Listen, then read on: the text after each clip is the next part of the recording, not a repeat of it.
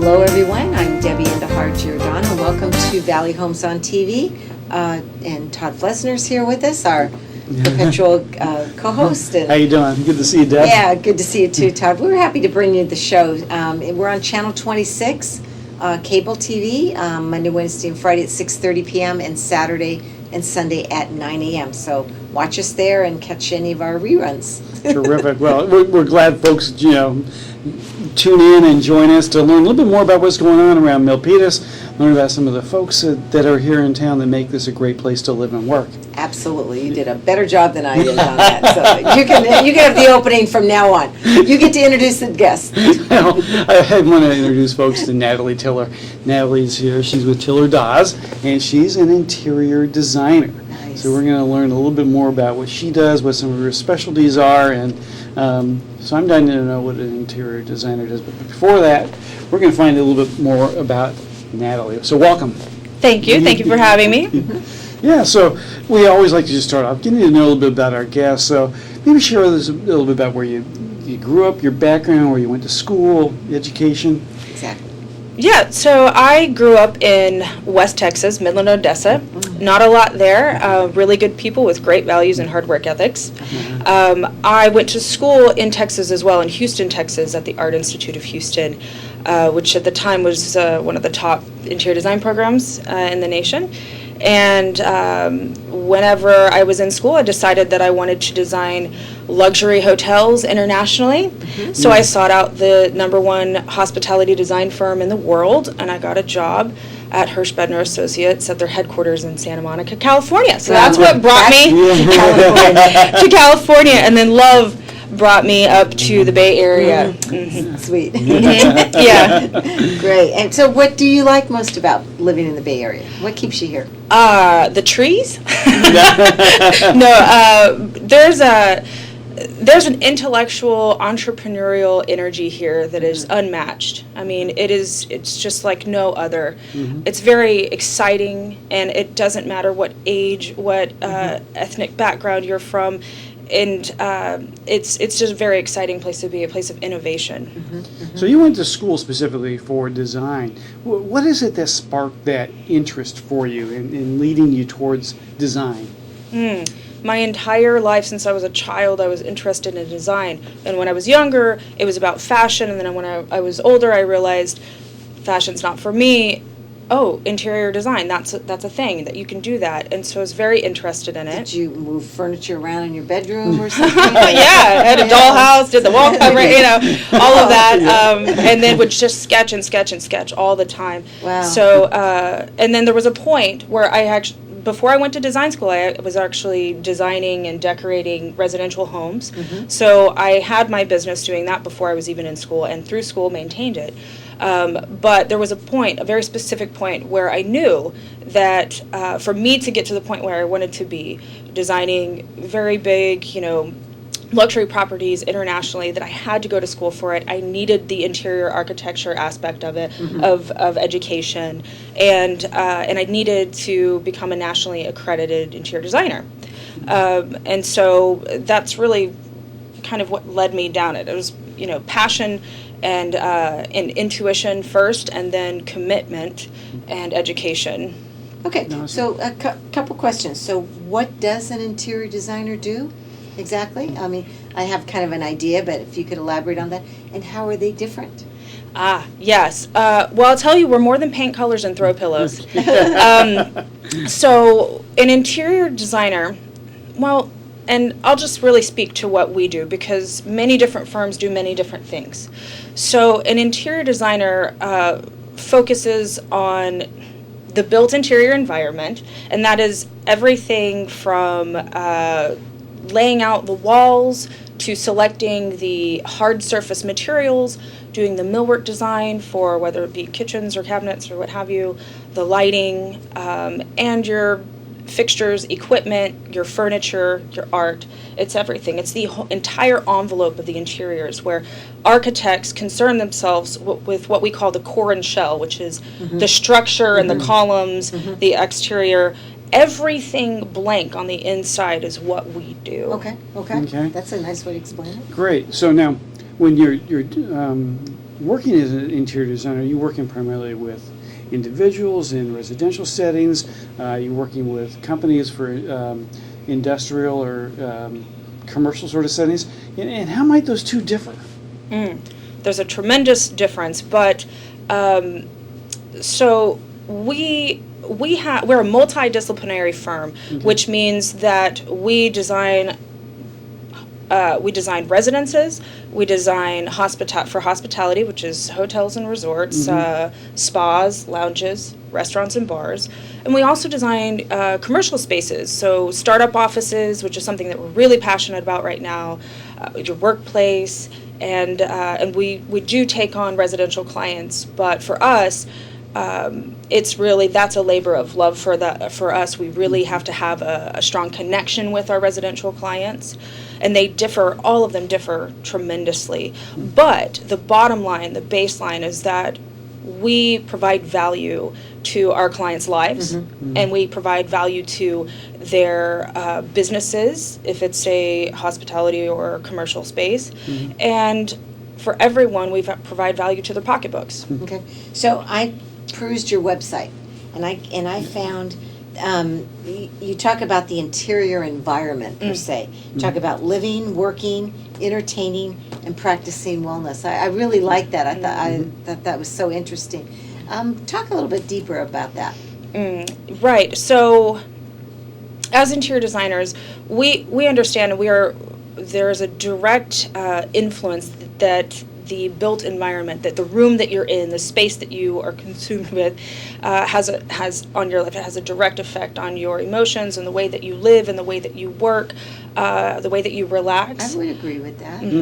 So when you step into a space, you immediately, your whole body, your mind, even if it's subconsciously, you have a reaction to it. Okay. And so we design, because we're multidisciplinary, for spaces that are living. We do condo towers as well. So yes, we do single family residences, and then also multifamily.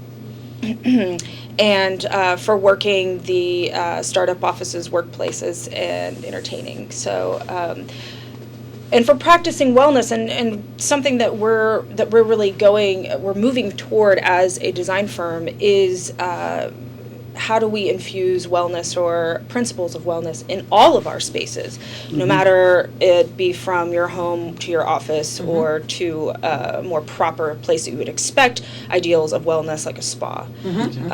Okay. So yeah, it's incredible the breadth of experience you've had, the different clients you work with, but you've had some really big projects that you're proud of, right, that you've worked on. Tell us about some of those. Wynn, Regis, Mandarin Oriental. What was that like for you? My goodness. Well, let me tell you, I can't take credit for all of them. Projects like that happen with many teams and many, many talented people leading talented teams, and a lot of coordination between interior design firms and architects and engineers and contractors. But I'll tell you that it really pushes you up to a higher tier of professionalism as a designer. You understand what it's like to work with teams and to provide what you have, but also to be collaborative, and not just collaborative with your design team, but like I said, with other consultants, and also learning the importance of setting a critical path in order to reach your deadlines, because you're managing enormous amounts of documentation, construction document sets that are a mile high, and specification sets that are 3,000 pages long, and so these projects are really, really special. You get to work with some of the top people in the world, and they're all so inspiring to work with. And it's really just fun. It is so much fun. I can tell you. Yeah. Yes, it is. It really is. It's just So I love this question. So you came from Texas. So of course, Texas has its own culture. I think they're like a state apart of the United States. You're either Texan or not Texan, right? I heard. But coming here to California, and particularly in this Bay Area, we have we're a mixed culture. How do you integrate or deal with those culture differences in what you're doing in your work? that's one of the aspects that we find the most exciting, right? So we get a client that comes to us, and let's just say it's a startup company, and they're moving into a new office space. Okay. Well, so there's the Bay Area culture, there's Silicon Valley culture, but then there's the brand of the actual company and the culture that they want to cultivate within their space.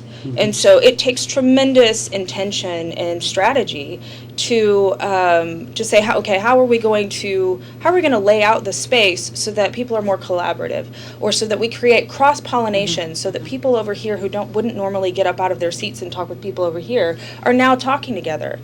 So all of these, it helps you to create a brand for the space and the culture. So that's very important. Nice. But really, it is a case by case basis where we really intimately get to know our clients. Yeah, can you maybe talk a little bit more about some specific ways you do that, like through lighting or flooring or textures? I mean, how do you do those sort of things? I mean, I want you to give us some of your secrets. Well, that would take up a lot more time.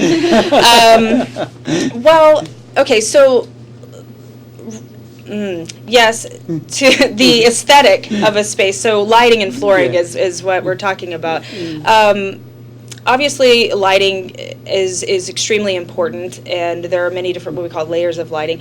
But the style, the aesthetic of the flooring. But really, in terms of lighting and flooring, it's about one of the biggest questions that we ask our clients is, how long are you going to be in this space? Is this home your forever home, or are you planning on selling in the future? And so another part of, and going back to what we said, is that we add value to our clients, is that we need to know how they intend to use the space and how long they're going to be there, and that influences our selections. Okay.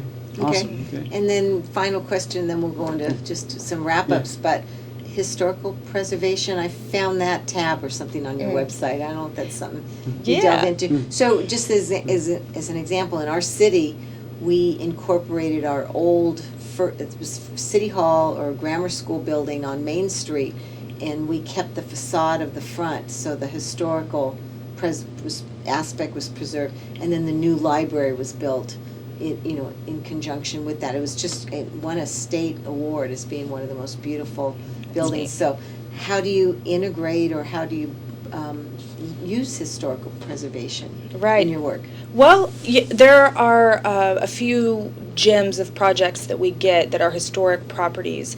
And the challenge for us is, how do we retain the character of this home and still renovate it to where it meets modern day living and that can function. be challenging. It really is, because it's very sensitive, and so these projects, you need to take them slow. You really need to plan them out, but it's also very exciting, right? Because you're drawing from the past and marrying that with the future, and you're celebrating both in the same space, right? And it becomes this functional space that's also just really beautiful and so meaningful.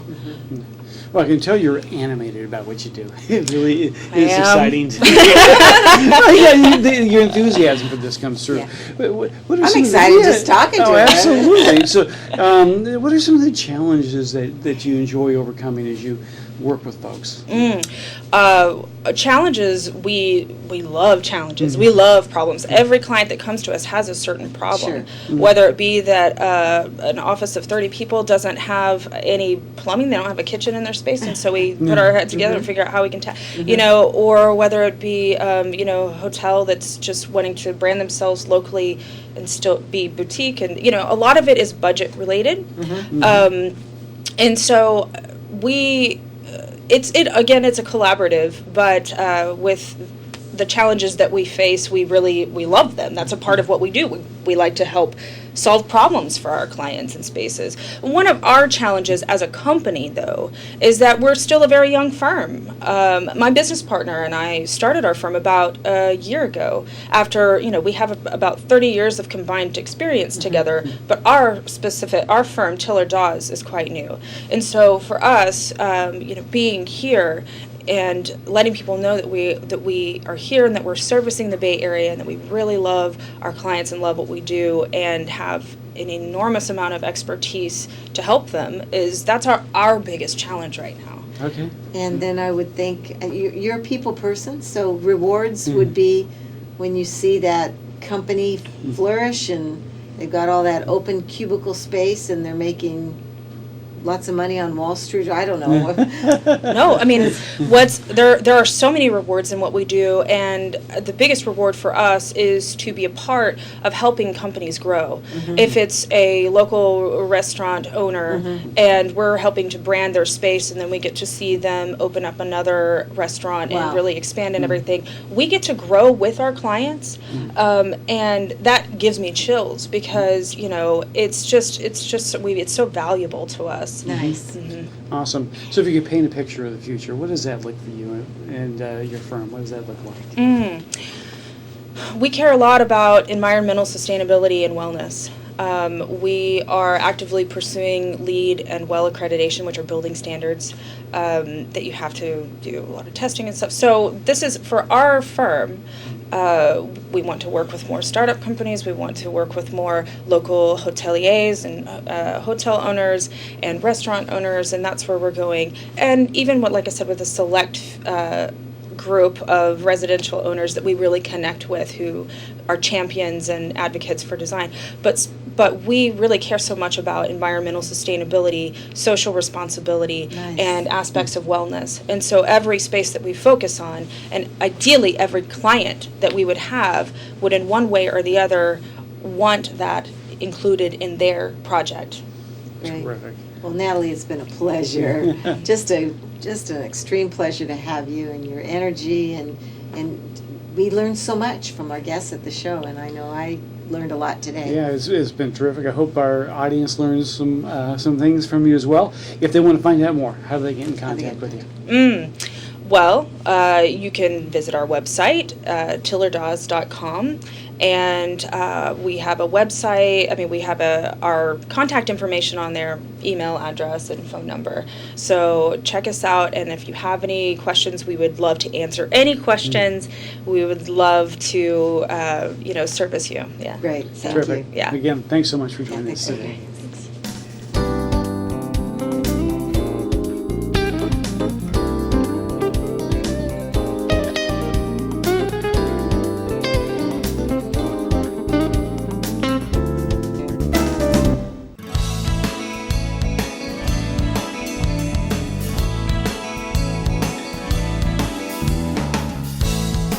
Welcome back, everyone. This is Valley Homes on TV. Todd Flesner along with Debbie Giordano.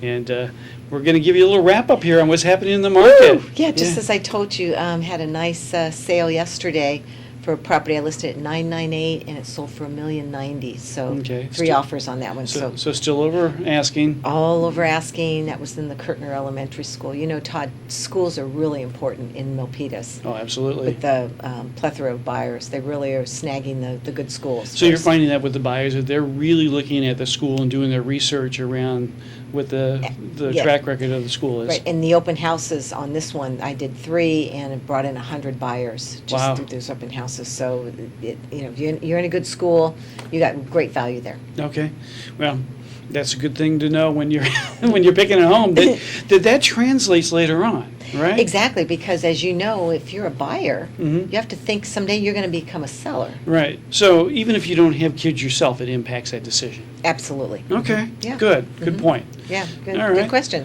Yeah. All right. Well. So I noticed you, on your email, I love it. I thank you so much for updating me on interest rates and where the Sure. economy is.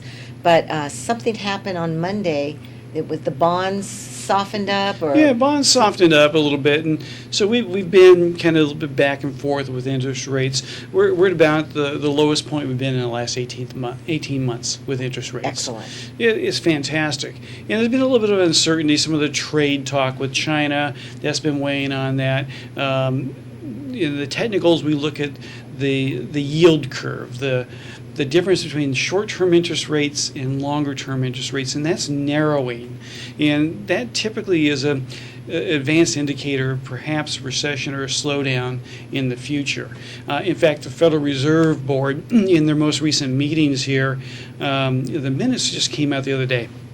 And the Fed chair, for the first time now, is talking about the possibility of lowering interest rates as we move forward. Wow. Well, we haven't seen that for a while. No, we haven't. So we moved from entering 2019 with a bias to 2 to 3 increases. in That's the what Fed, we'd heard, yeah. Right? And then by the end of the first quarter, they'd moved to a neutral bias. And now the most recent Fed minutes are now that they are looking and open to whether or not they might need to reduce interest rates to continue to have the economy move forward and not move be. into a slowdown. Whoa, interesting, okay. Yeah, So- and so although employment rates continue to be real high, the Fed is the yield curve is something they look at. They look at inflation. Now inflation numbers are very, very tame, and that's been great. It helps to keep our interest rates low as well, because that means investors' dollars aren't eroded in the future by higher cost of money. So that's a part of, I think, what's in the mix there as well in terms of the low interest rate environment. So for you, what are the buyers thinking right now? Is that a good time to jump in and buy with the lower rates, or is it impact their thought process? Yeah, I think the lower rates definitely it helps with the affordability. Now, this is not an affordable area to live in, we Right. know. But nationally. But nationally, it helps with affordability. But also in this area, particularly when we have high home prices, 0.25% in interest rates can make a couple $300 a month difference in your mortgage payment. Right? And so the little changes really leverage what those payments are on the larger loan amounts. Okay. So, it does have an impact. It helps people, when they're looking at their monthly budgets, to figure, okay, I can make this work at these lower interest rates. Right, interesting. So, but I've seen a little bit of a shift, I think, in some of the buyer mentality. A year and a half ago, it was more of a mentality: I'm going to do and spend whatever I need to do to get into a home, right? The stock market was roaring at that point in time. Since then, we've seen a couple little corrections. The stock market's still good and strong, but we've seen a couple of corrections, which I think has given people a little bit of a pause, right? That you're not as willing to be as aggressive. So I would probably characterize it more as value conscious. I would concur with that, because as I see potential buyers coming through the open houses, like this one that had 100 buyers, Right. I would have typically seen 5, 7, 9 offers on the house. Right. There were only 3. Right. 3 committed. So I do believe that buyers are very cautious and really taking a lay of the land and looking Right. at it from a long-term perspective. Yeah, absolutely. And or being more choosier is what they want. Yeah, there's a little bit more inventory, so you are able to choose from other homes at this point in time. But like I said, I think value conscious is kind of how I would describe it. Okay. Yeah, Can we good. talk about market value? Yeah. So let's- I brought the April 2018, 2019 statistics, and we hit peak in about April of last year, and I'm so correct, because in April 2018, the average home price, single-family in Milpitas, was $1,224,000. Okay. Guess what it was last month, April 2019? $1,204,000. Okay. So just we dropped down the last 6 months of last year. Right. And then we've spent the last 3, 4, 5 months of this year picking back up where we were. Okay. So now we're ready to, I think, take off and go forward. Same with median price. That's a little fluctuating because that changes the way they calculate the numbers. But it was $1,244,000 last year, and this April it's $1,151,000. Okay. Now let's look at the condo market. Last year was $883,000, and last month it was $864,000 Okay. for an average price. So And again, $940 medium, and then last month $925. So we're pretty muchly captured back what we lost, the ground that we lost. Should be interesting to see where it goes for the remainder of the year. Yeah. Yeah. Well, I know that we can count on you to keep us up to date with where the stats are. I sure will. I'm a stats lady. Yeah, I do that for my clients too, so I love Well, it. it's important to really have a pulse on the market, right? Because it helps, I'm sure, with setting the right price when you list a property Pricing for sale. is so important, so Okay. important. And Milpitas offers so much. BART coming in November. We got great shopping. We're a great transit center, ideally located to jump on 680, 880, 237. Right. It's still a hidden secret in Silicon Valley. It's a great place, as our folks who are watching us who live here in Milpitas know. So, thanks for joining us. If folks Yeah. have questions, Yep. how can they get a hold of you? Want to know something on the show here? We'll be happy to answer it.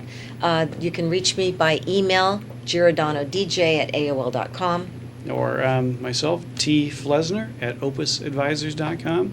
And again, thanks for joining. And Todd, I have so much fun doing this with you.